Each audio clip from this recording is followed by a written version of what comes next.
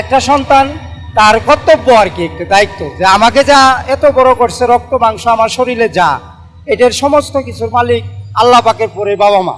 এখন ওই রক্ত মাংস শরীর নিয়ে আমি এত কিছু করতেছি, কিন্তু আমার বাবা রাস্তায় পড়ে আছে, আমার মা রাস্তায় ভিক্ষা করতেছে।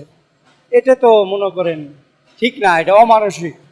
মনে করেন এটা একজন সুস্থ মানুষ হয়ে মেনে নেওয়াটা, এটা খুব টাফ ব্যাপার আর কি। এটা আমি মেনে নিতে পারি না যে একজন, হ্যাঁ এমন হতে পারে যে হ্যাঁ সন্তান তার কিছু নাই, ন্যাংরা খুঁড়া, তারা এইসব আচরণ করবে। কিন্তু আমি সুস্থ মানুষ, আমি যদি আমার বাবা মাকে খোঁজ না নেই, আমার পোলাপান যেমন আমি ভালোবাসি, তাদেরকেও ওরকম ভালোবাসতে হবে।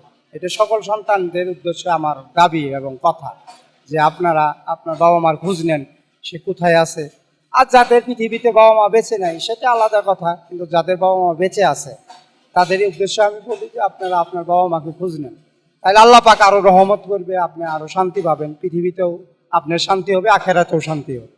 সন্তান বড় হওয়ার পরে আমি যতটুকু বুঝি যে তাদের বাবা মার যতটুক চাহিদা, এতটুক করলেও তবুও মনে করেন আপনি, আমার নিজের মনকে আমি বুঝাতে পারবো যে হ্যাঁ আমার বাবাকে আমি দুবেলা ডাল ভাত মুখে তুলে দিতে পারছি এবং থাকার মতো আশ্রয় করে দিতে পারছি, যাতে তারা রাস্তা পথে না থাকে।